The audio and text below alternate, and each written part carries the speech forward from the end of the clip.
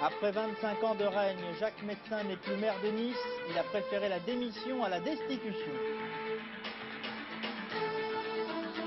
Frontières ouvertes, l'Irak pousse la population koweïtienne à se réfugier en Arabie Saoudite. Victoire chargée d'émotion pour Guy Forget à Bordeaux. 4 jours après le décès de son père, il a battu le Yougoslave Ivanisevic. Le grand témoin du 19-20 ce soir, Jack Lang, ministre de la Culture. Il est invité à commenter l'actualité du jour. Bonsoir. L'effet d'une bombe ce matin sur la ville de Nice. Jacques Médecin a démissionné de tous ses mandats, laissant à la capitale de la Côte d'Azur, littéralement sous le choc, le soin d'organiser sa succession. Philippe de Cessy. Supporters ou adversaires de Jacques Médecin, les Niçois n'étaient pas habitués à voir leur maire baisser la garde. Aussi est-ce l'étonnement lorsqu'ils apprennent à travers les colonnes de Nice Matin sa démission. Jacques Médecin parle de lassitude et justifie sa décision afin de ne pas nuire à l'image de sa ville. On en a assez de lui, de Jacques Médecin, avec toutes les magouilles qu'il a fait. Qu'est-ce qu'il a fait? Des magouilles. À petite ou grande échelle, il y en a qui les font à petite échelle, il les fait à très grande échelle. C'est un lâche. Faut pas s'en aller, il faut qu'ils se battent. On a été surpris ce matin d'apprendre la nouvelle. Voulez-vous... Mais pour les observateurs attentifs, cet épilogue n'est qu'une demi-surprise. L'appartement de Jacques Médecin n'a-t-il pas été déménagé à la hâte il y a 3 jours? À la mairie, depuis ce matin, le premier adjoint assure l'intérim et en appelle à l'unité de la majorité médeciniste. Dès l'acceptation par monsieur le préfet de la démission de monsieur Jacques Médecin, le conseil municipal se réunira pour élire un nouveau maire. Pas d'élection en vue donc, à moins que d'autres conseillers municipaux ne démissionnent. Démission contrainte, dans le cadre de l'enquête financière engagée contre la gestion municipale, ou démission volontaire, comme le souhaite le leader local du Front National, Jacques Perrat, ici, aux côtés de Jean-Marie Le Pen. Dans cette ville, le Front National pèse 1/3 des suffrages, et Jacques Médecin n'ayant jamais désigné de dauphin, une élection municipale partielle pourrait être périlleuse pour la droite parlementaire. Seule certitude, on votera dans le 5e canton afin de pourvoir le siège de Jacques Médecin au Conseil général des Alpes-Maritimes. Cette démission constitue l'épilogue sur le plan politique des innombrables démêlés du maire de Nice avec le fisc et avec la justice. Elle marque aussi la fin d'un règne de 25 ans. Arlette Chabot.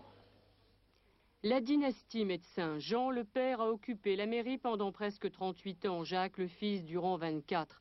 Les Niçois ont voté Médecin par habitude pendant plus d'un demi-siècle. Le père a instauré le clientélisme, une pratique fréquente en Méditerranée. Le fils a dévoyé le système. Jacques Médecin voulait s'identifier à sa ville, il l'a développée pour lui donner une dimension européenne. Mais comme sa ville, il avait mauvaise réputation. Nice s'est débattu dans des affaires de casino, d'argent sale, blanchi. Jacques Médecin, lui, depuis 10 ans, doit justifier ses revenus, sa fortune personnelle, ses pratiques municipales. Redressements fiscaux, 15 millions de francs réclamés, inculpation pour délit d'ingérence en novembre dernier et maintenant la menace d'une suspension par la Chambre régionale des comptes. Au centre du feuilleton, le réseau d'associations qui quadrillent la ville sont contrôlés par ses amis, pompe à finances et pompe électorale. Jacques Médecin, le Niçois, homme de droite, se méfie des états-majors politiques parisiens qui en retour le trouvent suspect. Centriste puis giscardien à RPR, il s'était réfugié au CNI avant de s'affirmer proche du Front National. La polémique autour de la venue de Jean-Marie Le Pen à Nice avait débouché sur un dérapage verbal de Jacques Médecin à propos des cadeaux que les Juifs ne refusent jamais. Aujourd'hui, Jacques Médecin démissionne, renonce à se battre, une attitude contraire à sa personnalité affichée et qui ne correspond pas à sa qualité préférée, le panache. Reste une question maintenant, où se trouve Jacques Médecin ce soir? D'où suit-il en quelque sorte les événements? Luc Mousseau, vous êtes en direct à Nice. Confirmez-vous la rumeur selon laquelle Jacques Médecin se trouvera en Amérique du Sud? Je dirais, Eric, que ce soir, c'est davantage qu'une rumeur, c'est une quasi-certitude et c'est un véritable périple en réalité que vient d'effectuer Jacques Médecin, le maire de Nice. Un périple qui tient en quelques dates, en quelques numéros de vol, en quelques noms d'aéroports internationaux et surtout en plusieurs milliers de kilomètres. Écoutez plutôt, mercredi 12 septembre, Jacques Médecin se trouve alors au Japon, à Osaka. Il quitte Osaka pour Tokyo. 2 jours plus tard, le 14, il embarque à bord d'un avion à destination de New York. Apparemment, il n'y reste que quelques heures. Le temps, semble-t-il, l'information n'est pas vérifié, le temps semble-t-il de rencontrer sur place Elisabeth Arnulf, la jeune femme impliquée, vous le savez, dans l'affaire de la renégociation de la dette niçoise. Alors ensuite, quelques heures donc après ce passage à New York, nouveau départ, nouveau décollage pour Jacques Médecin qui part cette fois-ci pour Buenos Aires en Argentine, et c'est là effectivement qu'il se trouve aujourd'hui, le 14 septembre. En même temps, il faut le préciser, à l'aéroport de Nice, quelques amis du maire enregistrent 4 malles qui contiennent apparemment des choses volumineuses, d'après ce que l'on nous a dit. 4 malles à destination de l'aéroport des Azores, qui n'est autre que l'aéroport de Buenos Aires. Alors, une dernière précision, Eric, ce que nous savons également, c'est que le maire de Nice, semble-t-il, aurait réservé une place à bord d'un avion Buenos Aires-Madrid, et pour la date du 24 septembre prochain, autrement dit lundi en 8, ce qui tendrait à prouver que le maire de Nice a bel et bien l'intention, effectivement, de rentrer à Nice. Et l'ancien maire de Nice qui pourrait revenir dans sa ville. Merci Luc Mousseau en direct à Nice. Les réactions politiques maintenant plutôt réservées dans l'opposition. Écoutez Jean-Claude Gaudin et Alain Juppé. Avec Jacques Médecin, une divergence politique. Vous vous en souvenez, il estimait que 99% des positions du Front National étaient les nôtres. Ce n'est pas mon point de vue. Je l'ai dit, il en a tiré les conséquences en quittant il y a quelques mois le RPR. Aujourd'hui, il s'agit d'autre chose. Il s'agit de procédures fiscales, administratives, judiciaires. Je n'ai pas de commentaires ni de jugement à porter sur ce point. C'est aux procédures d'établir les faits, bien entendu. J'ai été quand même un peu surpris parce que je ne m'attendais pas à cette décision avant quelques mois. Il n'y aura pas d'élection. Monsieur Médecin sera remplacé par un suivant de sa liste au conseil municipal et le conseil municipal au complet désignera en son sein le maire de Nice. Jacques Lang, ce n'est peut-être pas le sujet principal, disiez-vous. Réaction sur cette affaire? Je crois que M. Médecin est victime de ses propres agissements, dont par ailleurs il rendait victime sa propre ville. Et je crois qu'en démissionnant, il rend un bon service à sa ville, qui, je l'espère, aura à sa tête un maire qui contribuera un peu mieux à son rayonnement. Moi-même, j'ai eu des relations assez orageuses avec lui. Ce n'est pas la raison pour laquelle je suis sévère avec M. Médecin. Je me souviens avoir été en bagarre avec lui à propos de la protection du palais de la Méditerranée, le long de la promenade des Anglais qu'il voulait détruire. Il a fallu 7 ans de procédure pour qu'il consente finalement à sa préservation. Mais surtout, là où j'ai été tout récemment en conflit avec lui, c'est à propos des déclarations racistes qu'il avait faites et qui a entraîné de ma part et de la part de beaucoup d'artistes notre refus de participer à l'inauguration du musée de Nice, du musée d'art contemporain de Nice. Et à l'époque, M. Médecin disait « M. Lang pénalise Nice ». Et je lui avais répondu « C'est vous qui, par votre comportement, vos attitudes, pénalisez les Niçois ». Eh bien, je crois qu'aujourd'hui, un chemin s'ouvre pour que Nice puisse retrouver sérénité, calme et je dirais surtout une gestion qui portera la réputation de Nice. Vous ne craignez pas que l'image de la classe politique soit un peu plus altérée aujourd'hui avec cette affaire? Je ne crois pas, parce que M. Médecin est vraiment un cas à part. Et comme vous l'avez observé, peu d'hommes politiques aujourd'hui regrettent son départ. Restons dans le domaine politique avec la constitution officielle aujourd'hui de l'Union pour la France. À travers l'UPF, l'opposition entend désormais s'exprimer d'une seule voix. À Saint-Maximin, Michel Lemerle. Alain Madelin et Nicolas Sarkozy sont heureux. Patrons d'une PME, les états généraux de l'opposition, ils ont vu leur philosophie triompher, celle d'une union qui se construit progressivement, et leur maison s'agrandir pour donner naissance à l'UPF. Depuis ce week-end, l'Union pour la France est dotée d'un bureau politique commun sous la houlette de Giscard et de Chirac, d'une règle du jeu qui sera précisée, les primaires, traduction, nous dit-on, d'un état d'esprit nouveau. Et ceci doit témoigner fortement de notre volonté de mettre un terme à des querelles qui sont naturelles, humaines, spontanées, mais qui sont subalternes, qui sont dérisoires et qui sont dangereuses. Parmi les terrains d'action communs, l'écologie. La droite ne serait pas fâchée de séduire une partie d'un électorat en pleine mutation. Il est vrai que l'opposition a si souvent entonné le grand air de l'unité que toute trace de scepticisme n'ont pas disparu. Le test de la succession à Nice, à une bonne centaine de kilomètres de Saint-Maximin, sera révélateur. Expulsion en ce moment à l'aéroport de Roissy de 29 ressortissants irakiens en application de la procédure d'urgence absolue. Jean-Marc Pitt, vous êtes à l'aéroport de Roissy. Ils sont arrivés, ces Irakiens, dans l'aéroport? Éric, ils ne sont pas tous arrivés. 3 Irakiens sont actuellement arrivés. Ce sont apparemment les 3 étudiants qui se trouvaient à Villeurbanne, 3 personnes qui étaient en stage. Ils sont arrivés encadrés par un fort service de sécurité. Il reste donc maintenant 23 stagiaires qui étaient en France à Rochefort, à Villeurbanne, qui pourront arriver d'un moment à l'autre ici. Ces 23 stagiaires, parmi eux, il y a 12 militaires. Il y a également 3 autres personnes qu'on disait appartenir à la nébuleuse de l'ambassade qui sont autrement dit des barbouzes. Pour le moment, donc, 3 personnes sont arrivées. Nous attendons les autres. Ils ne devraient pas tarder. Et départ de l'avion pour Amman, à quelle heure? Le départ de l'avion était normalement prévu pour 20 h, l'avion d'Amman pour la Jordanie. C'est un vol régulier. Normalement, il devrait partir à l'heure dite. Malgré tout, le retard reste important et tous ne sont pas arrivés. Nous n'avons vu arriver que 3 personnes. Je vous répète que ce sont apparemment 3 stagiaires qui se trouvaient à Villeurbanne. Un dernier mot, Jean-Marc, concernant l'ambiance à Roissy. Grosse agitation policière ou pas?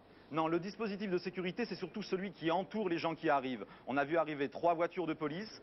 Les gens étaient très entourés. Ils sont passés par les sous-sols de l'aéroport.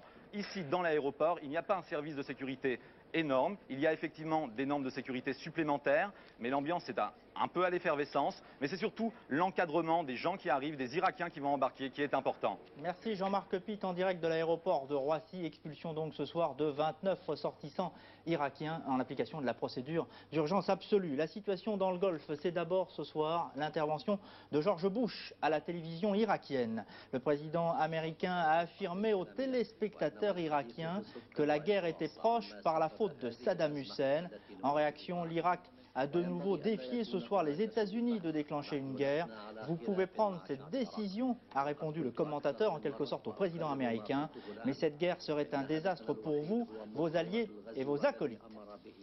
Sur le terrain, ouverture à sens unique ce matin de la frontière entre le Koweït et l'Arabie Saoudite. Les Irakiens font le ménage et incitent la population irakienne à quitter son pays. Commentaire de Marc Mémon. Images d'exode, les premières qui nous soient parvenues tournées ce matin par une chaîne de télévision américaine depuis l'ouverture par les Irakiens d'un poste frontière entre le Koweït occupé et l'Arabie Saoudite. C'est ici, au nord-est de l'Arabie Saoudite, qu'affluent des centaines de Koweïtis, des familles entières qui veulent fuir leur pays. Arrivés à la frontière, les réfugiés sont minutieusement fouillés par les soldats irakiens. Ils sont véritablement dépouillés de leur argent et leurs papiers d'identité leur sont confisqués. Certains témoignent de leur vie à Kuwait City sous la botte irakienne, comme cette femme qui cache son visage. Les soldats irakiens se sont mal comportés. Ils sont venus chez moi. Ils ont tout pris. Et ils nous interdisaient de bouger. Nous devions rester enfermés chez nous. Selon cet autre témoin, les troupes d'occupation encouragent les Koweïtis à fuir leur pays pour y mettre à leur place des Irakiens. Une véritable colonisation. Les Occidentaux, quant à eux, ne peuvent franchir cette frontière avec l'Arabie Saoudite. Mais déjà, les Saoudiens s'inquiètent des risques d'infiltration de leur pays par des commandos terroristes. L'Irak donc qui incite la population koweïtienne à quitter son pays ce soir. L'Irak qui qualifie aussi d'injuste la résolution 667 du Conseil de sécurité de l'ONU qui a accusé Bagdad la nuit dernière de perpétrer des actes agressifs contre des diplomates au Koweït. Le Conseil de sécurité de l'ONU poursuit ses consultations et pourrait adopter une nouvelle résolution élargissant l'embargo à l'espace aérien. Jack Lang, la France soutenue immédiatement pratiquement par le Conseil de sécurité des Nations Unies. Je crois qu'il faut se réjouir de l'attitude des Nations Unies unanime. Le président de la République tient la barre d'une main ferme et résolue. Comme on dit dans un langage populaire, il assure, et il assure avec maîtrise. Cette unanimité, c'est celle de la communauté internationale à travers les Nations Unies. C'est aussi, vous l'avez observé, sur le plan intérieur, et il faut remercier les leaders de l'opposition pour leur sens civique, le soutien apporté par l'ensemble des hommes publics responsables au président de la République française. Ajoutons que les mesures prises font qu'aujourd'hui, après les États-Unis, la France est le premier pays sur place, représenté d'une manière aussi importante. Pierre Mauroy disait il y a quelques semaines que la France ne suivrait pas les yeux fermés les États-Unis. Nous suivons la position des Nations Unies. C'est dans le cadre des Nations Unies que notre action est engagée. Comme l'a indiqué le président, c'est dans le cadre notamment de l'embargo. L'embargo, rien que l'embargo, mais tout l'embargo. Et de ce point de vue, des mesures ont été annoncées pour assurer une application effective de l'embargo à l'égard de l'ensemble des pays et des entreprises. Et là encore, les Nations Unies ont été sollicitées et notre pays prendra des mesures pour que, sur le terrain, nul ne puisse se mettre en infraction avec cet embargo. Le débat a été vif au sein du Parti socialiste sur cette notion de logique de guerre et d'engagement. Pas du tout. Je crois que là, il y a eu sur ce point une adhésion immédiate, naturellement. D'ailleurs, je n'ai pas entendu dire qu'il y ait eu, la moindre hésitation sur ce point, comme sur beaucoup d'autres d'ailleurs, vous savez, à soutenir François Mitterrand et le président de la République. Aujourd'hui, tout le monde fait bloc, et c'est normal et nécessaire, autour du président dans une affaire qui touche les intérêts fondamentaux de notre pays, de la paix et du droit. Et nous sommes du côté de la paix et du droit. Dans l'actualité encore, en tennis, Guy Forget, vainqueur aujourd'hui à Bordeaux, victoire de l'émotion pour le Français quelques jours seulement après le décès de son père, Alain Dorgance. Je pense qu'aujourd'hui, si mon père avait été là, ça lui aurait fait très plaisir et j'espère qu'il m'a vu quand même et puis je lui dédie cette victoire. Hommage pathétique de Guy Forget à son père décédé il y a 3 jours. Malgré le chagrin qu'il habite, Guy a parfaitement maîtrisé son tennis face au Yougoslave Goran Ivanisevic en finale de l'Open de Bordeaux. La chute du jeune Yougoslave sera symptomatique du schéma de cette rencontre. Émoussé en panne de première balle, Goran sera aussi déstabilisé par le tennis appliqué du Français. Très inspiré dans ses choix tactiques, Guy Forget éprouve la patience de son adversaire, se jouant même de sa taille. Ivanisevic ne peut qu'implorer les étoiles. Concentré, restant sur la défensive, Forget a construit son succès en 2-7, 6-4, 6-3 pour une durée d'1 heure 10 minutes. 19e au classement ATP, Guy Forget signe sa 3e victoire sur le circuit professionnel et confirme sa place de numéro 1 français dans la hiérarchie mondiale. La 7e journée porte ouverte dans les monuments historiques. Nous en parlions pendant ce reportage concernant la victoire de Guy Forget. C'est un énorme succès. C'est le ministre de la Culture là, qui se réjouit de son initiative qui date de 1984. Oui, je suis très heureux de constater que la cause du patrimoine est une cause populaire. On n'aurait pas pu l'imaginer voici 10 ou 15 ans. Aujourd'hui, des gens de tous âges se passionnent pour la découverte des trésors, petits ou grands, qui se trouvent sur le territoire national. Je crois qu'il y a eu 2 millions de visiteurs, 25% de plus que l'an dernier. C'est un merveilleux plébiscite. C'est une incitation aussi vers les pouvoirs publics à amplifier encore leur action en faveur du patrimoine et de la restauration des monuments. Témoignage de ce succès, nous étions à 19h à Besançon, nous sommes maintenant à Paris avec Laurence Piquet qui nous attend en direct à l'Arc de Triomphe, une salle unique en son genre, visitée aujourd'hui par le public. Oui, record d'affluence aujourd'hui, Eric, à l'Arc de Triomphe. On a accueilli 7500 personnes depuis le début de la journée. On en comptait 4000 environ l'année dernière. C'est vous dire que l'engouement existe pour ce monument. C'est vous dire que le monument attire de plus en plus de curieux, de touristes, beaucoup d'anciens combattants également. Vous voyez qu'ils sont toujours très nombreux devant l'entrée du monument. Alors ils sont venus se recueillir bien sûr devant la tombe du soldat inconnu. Le parcours habituel ensuite, on vient admirer en terrasse la vue imprenable sur les Champs-Élysées et sur la Défense. Et on oublie qu'il existe un musée juste en dessous de cette terrasse et une salle des palmes. Alors qu'est-ce que c'est que ces palmes? Ce sont des hommages rendus par des associations du monde entier aux soldats inconnus, soldats qui a reposé ici avant d'être inhumés sous l'Arc de Triomphe. Donc une journée porte ouverte réussie puisqu'elle aura permis de rappeler au public que ce monument n'est pas qu'une belle façade, qu'il n'est pas qu'un lieu de grande célébration nationale, mais qu'il vibre également de l'intérieur. Encore faut-il terminer la visite à pied puisqu'on accède à ces 2 pièces que par l'escalier. Il ne faut pas être paresseux donc. Merci Laurence Piquet en direct donc de l'Arc de Triomphe. Jack Lang, un mot aussi sur ce qu'a été la grande journée à l'Élysée. Ah oui, et là le président a donné l'exemple de l'ouverture des monuments, des palais officiels qui, pour des raisons de travail, sont habituellement fermés. Mais il est normal que les grands ministères, la présidence de la République, l'hôtel Matignon, qui appartiennent à tous les Français, puissent de temps à autre être ouverts au public. Alors près de 10 000 personnes aujourd'hui ont visité l'Élysée. Reportage de Béatrice Nivois et de Pascal Justice. Pour découvrir l'Élysée aujourd'hui, il en fallait de la patience. Pas moins de 3 à 4 heures d'attente. 20 000 visiteurs, dit-on, pour cet événement exceptionnel. Il faut dire que le palais n'avait ouvert ses portes au public qu'une seule fois, en 1977, après la traditionnelle Garden Party du temps de Valéry Giscard d'Estaing. 15 000 visiteurs s'étaient présentés en 3 heures. Depuis, plus rien, alors le public attendait. Ouf, ça y est, l'entrée, un rapide contrôle, sécurité oblige. Et vous voilà au château. Pour vous, on a même déroulé le tapis rouge. Il n'y a plus qu'à suivre le tracé en respectant les cordons, car on visite l'Élysée comme le château de Versailles. Après le jardin d'hiver, où le président tenait sa conférence de presse hier, encore un salon, puis un autre, car seul le rez-de-chaussée était accessible. Pas de question de monter au premier étage dans les appartements.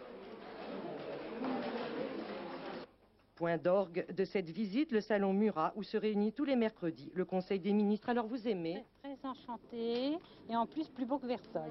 Bon, là on a vu de l'or, du faste, c'est tout. J'avais pas envie de voir du faste, j'avais envie de voir des choses plus intéressantes, ça m'a pas intéressée. Et oui, madame, si vous vouliez photographier le roi, ce sera pour une autre fois, car le président, paraît-il, était absent du château. Bon, on se passera de commentaires sur ce sujet. Jack Lang, un dernier mot vraiment assez court concernant le sauvetage du patrimoine cinématographique, celui-ci.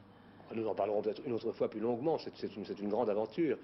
J'ai annoncé, voici 3 jours, un plan de sauvetage qui va nous permettre de gagner la course contre le temps. Vous savez que nous avons des millions de kilomètres de bobines qui se trouvent dans un état assez lamentable et qui risquent de disparaître à jamais. Et nous avons décidé de débloquer quelques crédits pour que tous les grands chefs-d'œuvre du cinéma, connus ou inconnus, puissent être sauvés avant l'an 2000. Et j'espère que nous réussirons. Merci Jack Lang d'avoir été le grand témoin du 19-20, l'hommage à la danse américaine pour refermer ce journal. La Biennale de Lyon, Sid Charis et les claquettes à l'honneur. À Lyon, reportage de Thierry Stampfler. À 16 ans, Savion Glover pratique déjà avec brio un art que l'on croyait réservé pourtant à de merveilleux sexagénaires comme Lavon Robinson.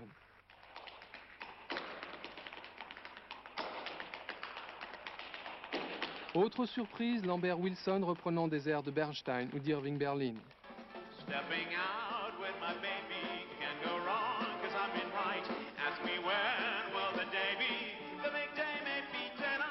Peut-on encore aujourd'hui créer des comédies musicales telles que les pratiquaient Gene Kelly ou Fred Astaire? Stanley Donen, le réalisateur de Chantons sous la pluie, en est persuadé, pour peu que le public reprenne le sens du merveilleux.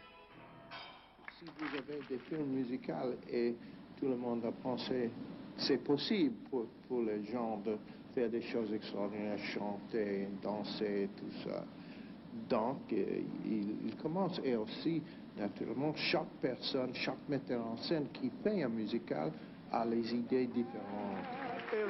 On a dit de Sid Charis qu'elle avait les plus belles jambes de l'histoire du cinéma. Elle a 69 ans et a gardé une classe folle et défend l'ancien système pourtant décrié des grands studios hollywoodiens. It was very good in one way to be under contract to a studio. I was a dancer and had no dramatic training, so I received my training at MGM, and I was also given many opportunities to work in smaller films and to graduate and to grow. So that was a tremendous advantage for me. Dernière émotion avec les Nicholas Brothers, retrouvant 50 ans après et par écran interposé les pas qui ont fait leur gloire naissante. Dans un instant, le pas de danse de Michel Touré pour la météo de votre lundi de la semaine. Je vous retrouve à 22h15 pour Soir 3. Très bon début de soirée.